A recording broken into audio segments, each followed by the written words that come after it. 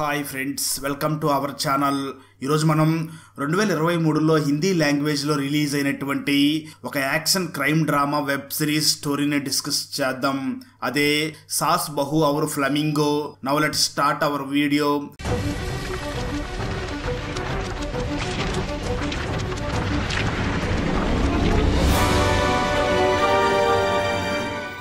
Open చేస్తే ముంబైలో జరిగే ఒక పార్టీలో డిప్యూటీ సీఎం కొడుకు ఫ్లమింగో అనే పేరు కలిగిన డ్రగ్స్ ని తీసుకుంటాడు. ఆ డ్రగ్స్ తీసుకున్న కొంతసేపటికి అతని నోరు ముక్కులో నుంచి రక్తం బయటికి వస్తుంది. దాంతో ఆ అబ్బాయిని వెంటనే హాస్పిటల్ కి తీసుకుని వెళ్తారు. ఆ పార్టీలో డీజేని ప్లే చేసే అమ్మాయి పేరు నైనా. ఆ అమ్మాయికి బిజ్లీ అనే అమ్మాయితో ఎఫ్ఐఆర్ నడుస్తూ ఉంటుంది. కొంచెం సేపటి తర్వాత బిజ్లీ తన లుక్ ని పూర్తిగా చేంజ్ చేసుకుని ఎయిర్ప్లేన్ ఎక్కి తిరిగి తన గ్రామానికి రిటర్న్ వస్తుంది. తన ఊరు పేరు రంజ్. బిజ్లీకి పెళ్ళయి ఉంటుంది. బిజ్లీ అత్త పేరు సావిత్రి. ఆమెను అందరూ రాణీమా అని పిలుస్తూ ఉంటారు. రాణీమాకి 2 కొడుకులు. పెద్ద కొడుకు పేరు హరీష్, చిన్న కొడుకు పేరు కపిల్. హరీష్ పెళ్లి బిజ్లీతో అయి ఉంటుంది. కపిల్ పెళ్లి కాజల్తో జరిగి ఉంటుంది. రాణీమాకి ఒక కూతురు కూడా ఉంటుంది. తన పేరు శాంత. అందరికీ రాణీమా హస్తకళలు, తోలుబొమ్మలు తయారు చేసే బిజినెస్ చేస్తుంది అనుకుంటూ ఉంటారు. కానీ లోపల వాళ్ళు చాలా పెద్ద డ్రగ్స్ బిజినెస్ ని నడుపుతూ ఉంటారు. దాని గురించి రాణీమా కొడుకులకి ఏమీ తెలియదు. తన బిజినెస్ ని తన కూతురు అలాగే కోడల్లో చూసుకుంటూ ఉంటారు. బిజ్లీ అకౌంట్స్ పని చూసుకుంటుంది. కాజల్ ఆర్డర్స్ ని పూర్తి చేసే పని చూసుకుంటూ ఉంటుంది. శాంత ఆ డ్రగ్స్ ని ఇంకా స్ట్రాంగ్ గా తయారు చేయడాన్ని చూసుకుంటుంది. అంటే దాని గురించి ఫార్ములా రాణి అమ్మ కేవలం శాంతాకి మాత్రమే చెప్పి ఉంటుంది. అందువల్ల శాంతానే అంతా చూసుకుంటూ ఉంటుంది. వాళ్ళందరూ కలిసి చాలా చలాకీగా ఈ బిజినెస్ ని చూసుకుంటూ ఉంటారు. బిజిలీ ముంబై నుంచి వచ్చేటప్పుడు ఒక పెద్ద ఆర్డర్ ని తీసుకుని వస్తుంది. ఆ ఆర్డర్ ని వాళ్ళు తొందరగా కంప్లీట్ చేయాల్సి ఉంటుంది. అందువల్ల అందరూ పనిలో మునిగిపోయి ఉంటారు. మరోపక్క ముంబైలో డిప్యూటీ సీఎం కొడుకు కండిషన్ మరింత దిగజారిపోతుంది. అందువల్ల డిప్యూటీ సీఎం ఆ డ్రగ్స్ ని తయారు చేసేవారు అలాగే వాటిని సప్లై చేసే వారిని తొందరగా పట్టుకోవాలి అని పోలీసులకి చెప్తుంది. దాంతో పోలీసుల మీద ప్రెజర్ పెరిగి వాళ్ళు ఇన్వెస్టిగేషన్ ని స్టార్ట్ చేస్తారు. పోలీసులకి ఫైనల్ గా ఒక సప్లయర్ దొరుకుతాడు. ఆ సప్లయర్ ని బాగా కొట్టిన తర్వాత ఈ ఫ్లెమింగో డ్రగ్ ని సప్లై చేసే ఏరియా ఒక ఎడారి ప్రాంతం అని తెలుస్తుంది. అందువల్ల ఆ కేసుని ఇన్వెస్టిగేషన్ చేయడానికి ఇన్స్పెక్టర్ విష్ణుని సెలెక్ట్ చేస్తారు. దానికి విష్ణు, నేను ఏదో ఒకటి చేసి ఆ డ్రగ్స్ ని సప్లై చేసే వాళ్ళని పట్టుకుంటాను. ఆ తర్వాత పైనుంచి కాల్ వచ్చింది, వాళ్ళని వదిలేయమని చెప్తారు అని అంటాడు. దానికి తన సీనియర్ ఆఫీసర్ మాత్రం, ఈసారి అలా కాదు, ఈ విషయం చాలా సీరియస్ అయినది, అందువల్ల పైనుంచి ఏ కాల్ రాదు అని చెప్తాడు. దాంతో ఇన్స్పెక్టర్ విష్ణు తన పని మొదలు పెడతాడు. మరోపక్క బిజ్లీ, కాజుళ్ళు వాళ్ళ ఆర్డర్ ని పూర్తి చేయడంలో చాలా బిజీగా ఉంటారు. శాంతాకి యోగి అనే అబ్బాయితో ఎఫ్ఐఆర్ ఉంటుంది. శాంత తన పని చేయడంలో చాలా సీరియస్ గా పనిచేస్తూ ఉంటుంది. సరిగ్గా అదే సమయంలో రాణీమా కొడుకులిద్దరూ తన ఇంటికి రాబోతున్నారు అని రాణీమాకి తెలుస్తుంది. దాంతో వాళ్ళు ఉండే ఇంట్లో ఉన్న సీసీటీవీ కెమెరాలు ఏమీ కనిపించకుండా డెకరేషన్ చేస్తారు. హరీష్ మరియు కపిల్ ఎయిర్పోర్ట్ కు వచ్చిన తర్వాత రాణీయమ్మ స్థావరం మీద కొంతమంది అటాక్ చేస్తారు. దాంతో రాణీయమ్మ 2 కోడళ్ళు మరియు అక్కడ ఉన్న మహిళలు వారి మీద అటాక్ చేసిన వారి మీద దాడి చేసి వారిని చంపేస్తారు. అయితే అప్పటికే హరీష్ మరియు కపిల్ ఇంటికి చేరుకుంటారు. అప్పుడే వాళ్ళను చూసి వాళ్ళకేమీ తెలియకుండా ఉండడం కోసం లైట్స్ ఆఫ్ చేస్తారు. ఒక్కసారిగా చివరికి అన్ని శవాల్ని దాచిపెట్టేస్తారు. ఆ తర్వాత అందరూ భోజనం తినడానికి కూర్చుంటారు. అప్పుడే మనకి కపిల్ మరియు హరీష్ ఇద్దరు యూకేలో ఉంటారు అని తెలుస్తుంది. కపిల్ ఒక ఇన్స్పెక్టర్, కానీ హరీష్ ఏ పని చేయకుండా టైం పాస్ చేస్తూ ఉంటాడు. హరీష్ కి డ్రగ్స్ తీసుకునే అలవాటు కూడా ఉంటుంది. వాళ్ళ దగ్గరే ధీమాన్ అనే ఒక అబ్బాయి కూడా ఉంటాడు. రాణి అమ్మ అతన్ని కూడా తన కొడుకు అని భావిస్తూ ఉంటుంది. కానీ కపిల్ మరియు హరీష్ అతన్ని అంతగా ఇష్టపడరు. కానీ శాంత ధీమాన్ని ప్రేమిస్తుంది. తను చాలా సార్లు తన ప్రేమని ధీమాన్కి చెప్తుంది. ధీమాన్ కూడా తనని ప్రేమిస్తూ ఉంటాడు. కానీ అతను రాణీమాని బాధ పెట్టాలి అనుకోడు. ఎందుకంటే రాణీమా తనని ఒక కొడుకులాగా ఫీల్ అవుతూ ఉంటుంది. అందువల్ల తన ప్రకారం శాంత మరియు ధీమాన్ మధ్యలో అన్నా చెల్లెళ్ళ రిలేషన్షిప్ ఉంటుంది. అందుకే అతను శాంతాని దూరం పెట్టడానికి చాలా ట్రై చేస్తాడు. హరీష్ మ్యారేజ్ లైఫ్ గురించి చెప్పాలంటే వాళ్ళిద్దరి మధ్య రిలేషన్షిప్ అంతగా బాగుండదు. హరీష్ ఎప్పుడు డ్రగ్స్ తీసుకుంటూ ఉంటాడు. మరో పక్క బిజ్లీ లెస్బియన్. ఆమెకి నైనా అనే అమ్మాయితో ఆల్రెడీ ఎఫ్ఐఆర్ నడుస్తూ ఉంటుంది. కపిల్ కాజల్ రిలేషన్షిప్ బాగుంటుంది, కానీ కాజల్ మాత్రం మనం చాలా కొద్ది రోజులు మాత్రమే కలిసి ఉంటున్నాం అని అంటుంది. దానికి కపిల్ తొందరగా నిన్ను నాతో పాటు తీసుకుని వెళ్తాను అని చెప్తాడు. కపిల్ మరియు హరీష్ ఇంటికి రావడం వల్ల రాణిమాకి తన ఆర్డర్ ని కంప్లీట్ చేయడం కొంచెం ప్రాబ్లం గా మారుతుంది. అందుకే రాణిమా వాళ్ళని తీసుకుని హంటింగ్ కి వెళ్తుంది. అందువల్ల వాళ్ళు అక్కడ బిజీగా ఉంటారు. మరో పక్క వాళ్ళ పని నడుస్తూ ఉంటుంది. ఆ తర్వాత రోజు హరీష్ మరియు కపిల్ ఇద్దరు ఒంటరిగా షికారికి వెళ్తారు. అప్పుడు వాళ్ళకి అడవిలో కొంతమంది లేడీస్ కనిపిస్తారు. హరీష్ వాళ్ళ వెనకాలే వెళుతూ ఉంటాడు.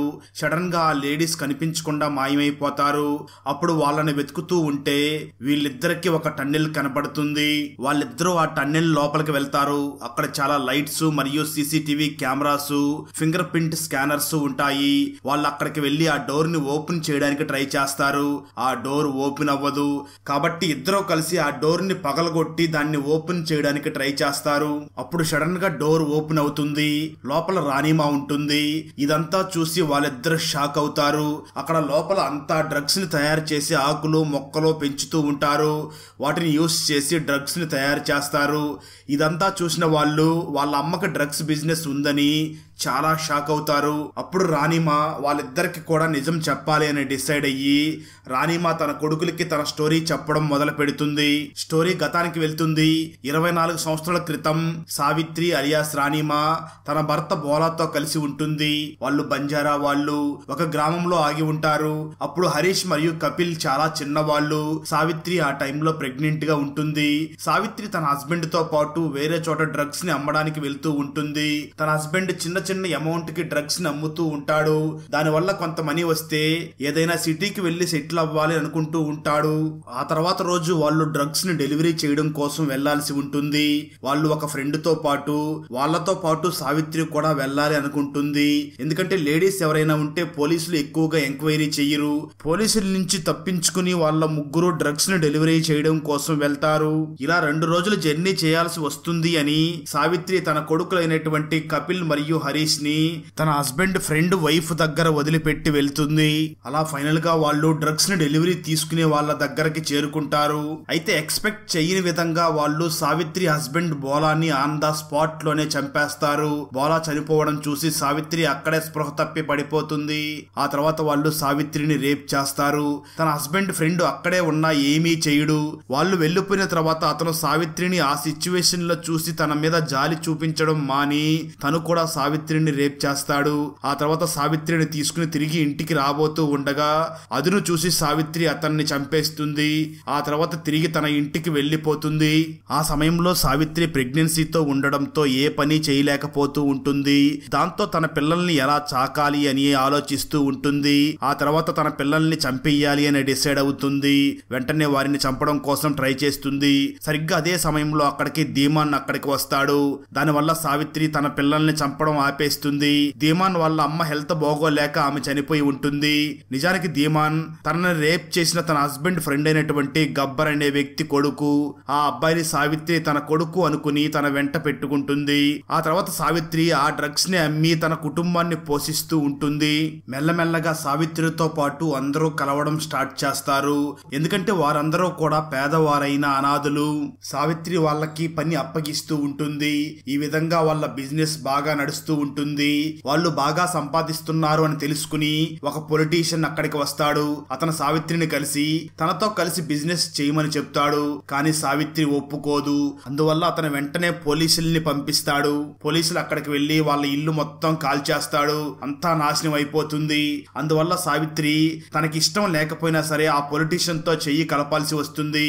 అతను సావిత్రిని చూసి హ్యాండీక్రాఫ్ట్ బిజినెస్ స్టార్ట్ చేయమని చెప్తాడు. అలా చేయడం వల్ల డ్రగ్స్ ని ఈజీగా సప్లై చేయవచ్చు అని అంటాడు. కానీ అక్కడ డ్రగ్స్ ని తయారు చేయడం చాలా కష్టం. ఎందుకంటే డ్రగ్స్ ని తయారు చేయడం కోసం అవసరమయ్యే మొక్కలు అక్కడ అందుబాటులో ఉండవు. దాంతో ఆ పొలిటీషియన్ వెంటనే డోంజీ అనే ఒక క్రిమినల్ ని బయటికి తీసుకుని వస్తాడు. డోంజీ నిజానికి ఒక సైంటిస్ట్. అతను గోవాలో డ్రగ్స్ ని తయారు చేయాలని ట్రై చేస్తాడు. అందువల్లే పోలీసులు అతన్ని పట్టుకుని ఉంటారు. డోంజీ సావిత్రితో కలిసి ఆ మొక్కల్ని పెంచడం కోసం ట్రై చేస్తాడు. కానీ ఆ ప్లాన్ వర్క్ అవ్వదు. సడన్ గా ఒక రోజు వాళ్ళకి అక్కడ లోపల టన్నెల్ ఉందని తెలుస్తుంది. దాంతో అతను లోపలికి వెళ్లి చూడగా ఒక పెద్ద ప్లేస్ ఉంటుంది. అక్కడ డోంజీ నర్సరీలో మొక్కల్ని పెంచినట్లుగా అక్కడే డ్రగ్స్ మొక్కల్ని పెంచడం మొదలు పెడతాడు. ఆ విధంగా సావిత్రి బిజినెస్ బాగా ఊపందుకుంటుంది. దానితో పాటు తను ఒక సోషల్ వర్కర్ గా మారి అందరికి హెల్ప్ చేస్తూ ఉంటుంది. అందువల్లే అందరూ తనని రాణిమా అని పిలుస్తూ ఉంటారు. అలాగే రాణిమా ఆ డ్రగ్స్ వల్ల తన పిల్లలు పాడవకుండా ఉండడం కోసం తన కొడుకులిద్దరినీ దూరంగా ఉంచి పెంచుతూ ఉంటుంది. స్టోరీ ప్రెజెంట్ కి వస్తుంది. ఇదంతా విన్న తర్వాత కపిల్ మరియు హరీష్ లు ఇద్దరు షాక్ అవుతారు. అలాగే ధీమాన్ గబ్బర్ కొడుకు అని తెలిసి కూడా తన దగ్గర రాణిమా ఉంచుకున్నందుకు ఇద్దరు షాక్ అవుతారు. హరీష్ ఇదంతా విని వాళ్ళ అమ్మ దగ్గర చాలా మనీ మరియు ప్రాపర్టీ ఉంది అని చాలా సంతోషిస్తాడు. కానీ కపిల్ ఈ బిజినెస్ ఇల్లీగల్ అని చాలా కోపంగా ఉండి ఇదంతా వదిలేసి వెళ్ళాలి అనుకుంటాడు. ఆ తర్వాత రాణిమా అందరినీ పిలిచి, నేను ఇప్పుడు నా వారసుడిని ఎంచుకోవాల్సిన టైం వచ్చింది. రాణి కార్పొరేషన్ ని ఎవరైతే సమర్థవంతంగా నిర్వహిస్తారో వాళ్ళనే నేను నా వారసుడిగా ఎంచుకుంటాను. అందువల్ల అందరూ మీ పనులు చూసుకోండి. ఈ శ్రీకృష్ణ జన్మాష్టమి అయిన తర్వాత రోజునే నా వారసుడు ఎవరో నేను అనౌన్స్మెంట్ చేస్తాను. ఇప్పటి నుంచి హరీష్ మరియు కపిల్ కూడా ఈ బిజినెస్ లో ఇన్వాల్వ్ అవుతారు. వాళ్ళకు కూడా అంతా నేర్పించండి అని చెప్తుంది. హరీష్ మాత్రం ఎవరు వారసుడైనా పర్వాలేదు, వాళ్ళతో పార్ట్నర్షిప్ చేసుకోవాలి అని డిసైడ్ అవుతాడు. అతనికి కేవలం డ్రగ్స్ మాత్రమే కావాలి. ఒకరోజు రాణిమా దగ్గరికి ఒక లేడీ తన బాబుని తీసుకుని వస్తుంది. ఆ అమ్మాయి భర్త తనని బాగా కొట్టి ఉంటాడు. అందువల్ల తను రాణిమా దగ్గరికి హెల్ప్ చేయమని వస్తుంది. ఆమెను చూశాక కాజల్ కి తన స్టోరీ గుర్తుకు వస్తుంది. స్టోరీ గతానికి వెళ్తుంది. కాజల్ చిన్నగా ఉన్నప్పుడు వాళ్ళ నాన్న ఎవరికో అమ్మేసి ఉంటాడు. ఆ తర్వాత తను ప్రాస్టిట్యూషన్ చేస్తూ ఉంటుంది. కానీ ఒకరోజు రాణిమా మనుషులు వాళ్ళని రెస్క్యూ చేస్తారు. ఆ తర్వాత రాణిమా కాజల్ ని తనతో పాటే పెట్టుకుంటుంది. కాజల్ అప్పుడు ప్రెగ్నెంట్ గా ఉంటుంది. తనకి బిడ్డ పుట్టగానే చనిపోవడంతో కాజల్ ఆ బేబీ మొహం కూడా చూడలేదు అని చాలా బాధపడి ఉంటుంది. స్టోరీ ప్రెజెంట్ కి వస్తుంది. ధీమాన్ కూడా శాంతతో దూరంగా ఉండాలి అనుకోడు. ఆ తర్వాత శాంత లవ్ ని యాక్సెప్ట్ చేస్తాడు. దాంతో ఇద్దరు ఇంటిమేట్ అవుతారు. మరో పక్క మాంక్ అనే వ్యక్తి రాణిమా మీద పగ తీర్చుకోవాలి అనుకుంటూ ఉంటాడు. నిజానికి రాణిమా కంటే ముందే మాంక్ డ్రగ్స్ ని సప్లై చేస్తూ ఉండేవాడు. అతని బిజినెస్ అప్పుడు చాలా బాగా రన్ అయి ఉంటుంది. కానీ రాణిమా డ్రగ్స్ బిజినెస్ లోకి వచ్చిన తర్వాత మాంక్ బిజినెస్ డల్ అవుతుంది. అందువల్ల అతను రాణిమా బిజినెస్ ని నాశనం చేయడం కోసం కొన్ని ప్లాన్లు వేసి కొంతమంది రౌడీల్ని కూడా పంపించి ఉంటాడు. ఒకరోజు ధీమాన్ శాంత రొమాన్స్ చేసుకుంటూ ఉన్నప్పుడు వాళ్ళని యోగి చూస్తాడు. యోగి శాంతాని ఇష్టపడడం మొదలుపెట్టి ఉంటాడు. అందువల్ల అతను ఆ విషయం గురించి కపిల్ కి చెప్తాడు. కపిల్ కూడా వాళ్ళని ఒకటిగా చూసేసరికి చాలా కోపం వస్తుంది. ఎందుకంటే ధీమాన్ అందరి ముందు శాంత బ్రదర్. దాంతో కపిల్ ఈ విషయాన్ని ఇక్కడతోనే అణిచివేయాలి అనుకుంటాడు. కపిల్ యోగిని దూరంగా తీసుకుని వెళ్లి అతనిని చంపేస్తాడు. ఎందుకంటే ఈ విషయం గురించి ఎవరికీ తెలియకూడదు అని అలా చేసి ఉంటాడు. కానీ అతన్ని చంపిన తర్వాత కపిల్ చాలా భయపడిపోతూ ఉంటాడు. నేను ఎలా ఈ పని చేయగలిగాను అని చాలా భయపడుతూ ఉంటాడు. యోగి చనిపోయాడు అని తెలిసి అందరూ బాగా భయపడిపోతారు. ఆ తర్వాత రాణిమా యోగిని ఎవరు చంపారు అని ఎంక్వైరీ చేసినప్పుడు ఇదంతా కపిలే చేశాడు అని తెలుస్తుంది. దాంతో రాణిమా ఒక మనిషిని చంపే అంత ధైర్యం కపిల్ కి ఎలా వచ్చింది అని షాక్ అవుతుంది. ఆ తర్వాత రాణిమా మార్కెట్ లో తన డ్రగ్స్ బిజినెస్ బాగా నడవడం కోసం ఒక కొత్త డ్రగ్ ని తయారు చేయాలి అనుకున్న రాణిమా వెంటనే డాంజీ దగ్గరికి వెళ్తుంది. ట్విస్ట్ ఏమిటి అంటే నిజానికి రాణిమా డాంజీని లవ్ చేస్తూ ఉంటుంది. కానీ డాంజీ అక్కడ ఉంటే సేఫ్ కాదని రాణిమానే అతన్ని పంపించేసి ఉంటుంది. డాంజీ కూడా వెంటనే కొత్త డ్రగ్ ని తయారు చేయడం కోసం ఒప్పుకొని పని స్టార్ట్ చేయడం మొదలు పెడతాడు. సరిగ్గా అదే సమయంలో రాణిమాకి చెందిన బోట్ లో బ్లాస్ట్ జరిగింది అని తెలుస్తుంది. ఆ బ్లాస్ట్ చేసింది ఎవరో కాదు, మాంక్ నే. అయితే తన సరుకు మొత్తం పాడైపోవడంతో రాణిమా వెంటనే అందరినీ పిలిచి ఆ బ్లాస్ట్ అయిపోయిన సరుకుని ఎలా రికవరీ చెయ్యాలి అని అంటుంది. అయితే బిజ్లీ ముందుగానే ఆ సరుకుకి ఇన్సూరెన్స్ పాలసీని తీసుకుని ఉంటుంది. అందువల్ల వాళ్ళకి అంత పెద్ద నష్టమేమీ రాదు. బిజ్లీ ముందు చూపుతో తీసుకున్న నిర్ణయానికి రాణిమా చాలా సంతోషిస్తుంది. అయితే అక్కడ పనిచేసే మిగతా వాళ్ళు మాత్రం చాలా జలసీగా ఫీల్ అవుతూ ఉంటారు. ఎందుకంటే నెక్స్ట్ ఆ బిజినెస్ కి కాబోయే వారసురాలు బిజ్లీయే అవ్వవచ్చు అని అనుకుంటూ ఉంటారు. అయితే సరిగ్గా అదే సమయంలో బిజ్లీని కలవడానికి నైనా అక్కడికి వస్తుంది. నైనాను చూసిన బిజ్లీ చాలా షాక్ అవుతుంది. ఎందుకంటే నైనా అక్కడ ఉండడం అంత సేఫ్ కాదు కాబట్టి నైనాని తొందరగా బిజ్లీ రిటర్న్ వెళ్లిపోమని చెప్తుంది. మరో పక్క హరీష్ కి డ్రగ్స్ కావాలి అని అనిపించి డోంజీ దగ్గరికి వెళ్తాడు. డోంజీ తయారు చేసిన ఆ కొత్త డ్రగ్ ని ఎక్కువ క్వాంటిటీలో తీసుకుంటాడు. దాంతో హరీష్ కి అసలేమీ అర్థం కాదు. సరిగ్గా అదే సమయంలో సమయంలో హరీష్ నైనా మరియు బిజ్లీలు కిస్ చేసుకోవడం చూస్తాడు. అప్పుడే హరీష్ కి బిజ్లీ లెస్బియన్ అని అర్థం అవుతుంది. కానీ హరీష్ ఏం మాట్లాడాడు. మరో పక్క శాంత డోంజీ తయారు చేసిన డ్రగ్ ని చెక్ చేస్తుంది. తనకి ఆ డ్రగ్స్ బాగా నచ్చుతాయి. అందువల్ల శాంత రాణిమాని చూసి ఈ డ్రగ్ ని తొందరగా మార్కెట్ లోకి తీసుకుని రావాలి అని చెప్తుంది. మరో పక్క కపిల్ కి ధీమాన్ తన చెల్లెల్ని వాడుకుని తనే వారసుడిని అవ్వాలని ట్రై చేస్తున్నాడా అని అనిపిస్తూ ఉంటుంది. అదే సమయంలో ధీమాన్ యోగి మరణానికి కారణం తెలుసుకోవడానికి ట్రై చేస్తూ ఉంటాడు. ధీమాన్ కి యోగి మొబైల్ దొరుకుతుంది. అప్పుడే అతనికి శాంత యోగిల మధ్య ఎఫ్ఐఆర్ ఉందని తెలుస్తుంది. ధీమాన్ ఆ విషయం గురించి శాంతాని అడుగుతాడు. అప్పుడు శాంత, నువ్వు నన్ను పట్టించుకోలేదు కదా, ఇన్ని రోజులు నీ కోసం వెయిట్ చేసి నేను యోగితో టైం పాస్ చేస్తూ వచ్చాను అని చెప్తుంది. అప్పుడే అక్కడికే కపిల్ వచ్చి ధీమాన్ తో గొడవ పడడం స్టార్ట్ చేస్తాడు. కపిల్ కి ధీమాన్ తన చెల్లిని వాడుకుని ఈ ప్రాపర్టీ మొత్తం సొంతం చేసుకోవాలనుకుంటున్నాడు అనిపిస్తుంది. అలా వాళ్ళిద్దరి మధ్య గొడవ జరుగుతూ ఉంటుంది. శాంత వాళ్ళిద్దరిని ఆపడానికి ట్రై చేస్తుంది. కానీ వాళ్ళిద్దరు గొడవ వల్ల బుల్లెట్ వెళ్లి డోంజీకి తగిలి డోంజీ స్పాట్ లోనే చనిపోతాడు. ఆ తర్వాత కపిల్ రాణిమాని క్షమించమని అడుగుతాడు. డోంజీ చనిపోయినందుకు అందరూ బాధపడుతూ ఉంటారు. మరీ ముఖ్యంగా రాణిమా ఎక్కువ బాధపడుతూ ఉంటుంది. ఆ తర్వాత కపిల్ శాంతాని చూసి, నేను నిన్ను అమ్మని ఒంటరిగా వదిలిపెట్టి ఎక్కడికి వెళ్లాలనుకోవడం లేదు అని చెప్తాడు. అందువల్ల ఇక్కడే ఉండి బిజినెస్ మొత్తం నేనే చూసుకుంటా అని చెప్తాడు. కానీ శాంత మాత్రం, నువ్వు హరీష్ ఇక్కడ లేనప్పుడు బిజినెస్ అంతా బాగా జరుగుతూనే ఉండేది, కానీ మీరు వచ్చాకే ఇన్ని ఇబ్బందులు వస్తున్నాయి అని చెప్పి చాలా కోపంగా అక్కడి నుంచి వెళ్లిపోతుంది. మరోపక్క ముంబైలో డిప్యూటీ సీఎం కొడుకు చనిపోతాడు. దానివల్ల పోలీసుల మీద ప్రెజర్ ఇంకా పెరుగుతుంది. విష్ణు ఆ కేసుని ఇన్వెస్టిగేషన్ చేస్తున్నప్పుడు అతనికి రాణి కార్పొరేషన్ బయట చాలా సోనార్ ప్యానల్స్ కనబడతాయి. దాన్ని చూశాక విష్ణుకి రాణి కార్పొరేషన్ మీద డౌట్ వస్తుంది. అందువల్ల ఇన్స్పెక్టర్ విష్ణు అక్కడికి వెళ్లి ఇన్వెస్టిగేషన్ చేస్తాడు. కానీ అక్కడ అతనికి ఏ ప్రూఫ్ దొరకదు. కానీ ఆ ఇన్స్పెక్టర్ విష్ణు మీద రాణిమా మనసులో చూపు పడుతుంది. ఆ తర్వాత రాణిమా పొలిటీషియన్ వద్దకు వెళ్తుంది. తను రాణిమాని చూసి, నువ్వు ఆ పోలీస్ ఆఫీసర్ గురించి ఏం బాధపడొద్దు, నేనంతా మేనేజ్ చేస్తాను, కానీ త్వరలోనే ఎలక్షన్ రాబోతుంది, దానికి కావాల్సిన మనీ మొత్తం నువ్వే మేనేజ్ చెయ్యాలి అని అంటాడు.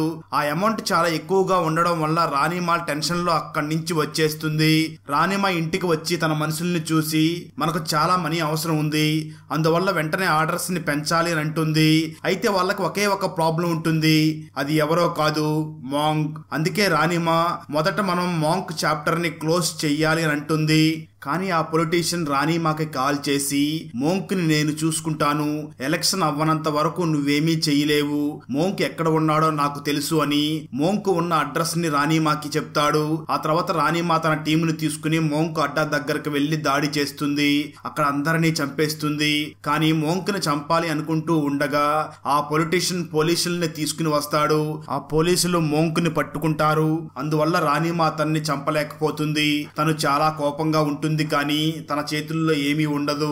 మరోపక్క ఆ ఇన్స్పెక్టర్ విష్ణుకి రాణిమా డ్రగ్స్ ని ఏ విధంగా ట్రాన్స్పోర్ట్ చేస్తుందో తెలిసిపోతుంది. దాంతో అతన్ని రాణిమా మనసులు పట్టుకుని బాగా కొడతారు. అప్పుడు హరీష్ డ్రగ్స్ ని అడగడం కోసం నైనా దగ్గరికి వెళ్తాడు. కానీ ట్విస్ట్ ఏమిటి అంటే అప్పటికే నైనాని ఎవరో చంపేసి ఉంటారు. అది చూసి హరీష్ చాలా భయపడతాడు. బిజ్లీ మనసు విరిగిపోతుంది. దాంతో బిజ్లీ బాగా ఏడుస్తుంది. ఎందుకంటే నైనా అక్కడ సేఫ్ కాదని తనకు ముందు నుంచే తెలుసు. మరోపక్క శ్రీకృష్ణ జన్మాష్టమి జరుగుతున్న సమయంలో కాజల్ బిజ్లీని పిలవడం కోసం వెళ్తుంది.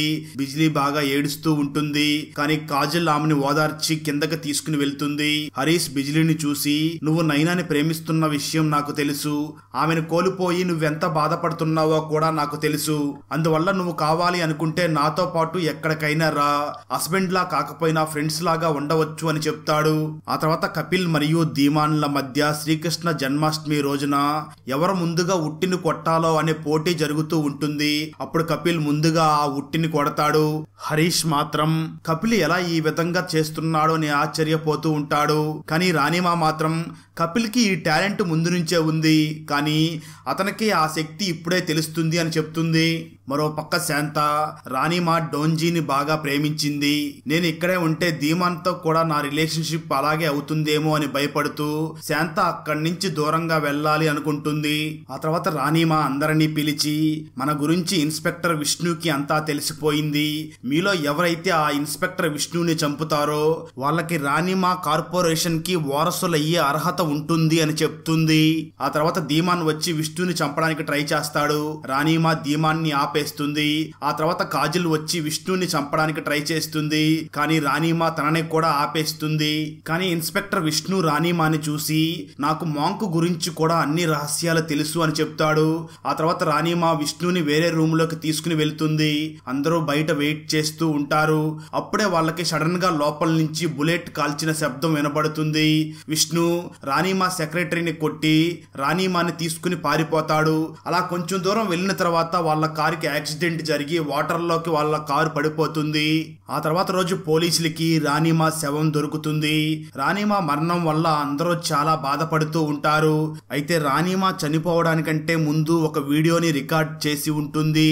ఎందుకంటే ఒకవేళ తనకి ఏదైనా అయితే తన నిర్ణయాన్ని తన మనుషులకి చెప్పుకోవడం కోసం అలా చేసి ఉంటుంది. ఆ తర్వాత రాణిమా ఆ వీడియోలో, నేను వారసుల్ని సెలెక్ట్ చేశాను, మీరందరూ నేను సెలెక్ట్ చేసిన వారసులకి చాలా మద్దతుగా నిలవండి అని చెప్తుంది.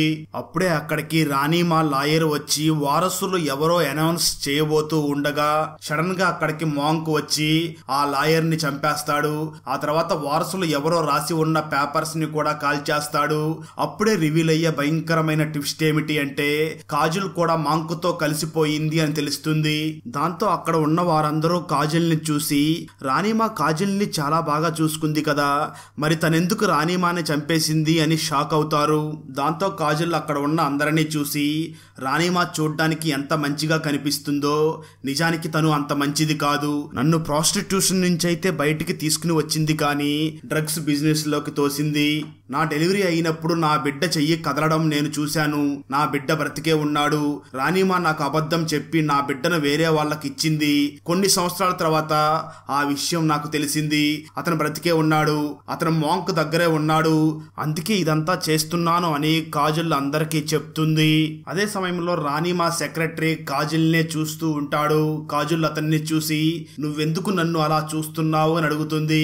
దానికి అతను, ఇప్పుడిప్పుడే మీ నిజ స్వరూపాలు తెలుస్తున్నాయి అని అంటాడు. అప్పుడే రివీల్ అయ్యే భయంకరమైన ట్విస్ట్ ఏమిటి అంటే నిజానికి రాణిమా చనిపోలేదు. తను విష్ణుతో పారిపోవడం అదంతా తన ప్లాన్. ఆ నదిలో దొరికింది కూడా రాణిమా శవం కాదు, అక్కడ దొరికింది నైనా శవం. నైనా డెడ్ బాడీని రాణిమా లాగా రెడీ చేసి ఉంటుంది రాణిమా. అలాగే విష్ణు బాడీ ఇప్పటి వరకు ఎవరికి దొరికి ఉండదు. రాణిమాకి మొదటి నుంచి తన ఇంటి లోపల ఎవరో మాంక్ తో కలిశారు అని డౌట్ వస్తుంది. అందువల్లే తను ఇదంతా ప్లాన్ చేసి ఉంటుంది. మరో ట్విస్ట్ ఏమిటి అంటే మాంక్ కి హెల్ప్ చేస్తున్నది ఎవరో కాదు, రాణిమాకి హెల్ప్ చేస్తున్న పొలిటీషియన్ నే మాంక్ కూడా హెల్ప్ చేస్తూ ఉన్నాడు అని తెలుస్తుంది. అప్పుడే మనకి అక్కడ జరుగుతున్నదంతా అక్కడ ఉన్న సీసీటీవీల ద్వారా రాణిమా చూస్తుంది అనే విషయం తెలుస్తుంది. మాంక్ ఇంట్లోని వాళ్ళని చంపడం కోసం చూసినప్పుడు రాణిమా అతని వైపుగా వెళుతూ ఉంటుంది. అక్కడతో ఈ సీజన్ అయిపోతుంది.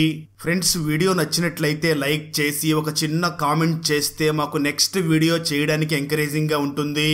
అలాగే ఛానల్ ని సబ్స్క్రైబ్ చేసి పక్కనే ఉన్న బెల్ ఐకాన్ ని క్లిక్ చేసి సపోర్ట్ చేయండి. ఈ web series Disney plus hot star లో స్ట్రీమ్ అవుతుంది. Thanks for watching. జై హింద్.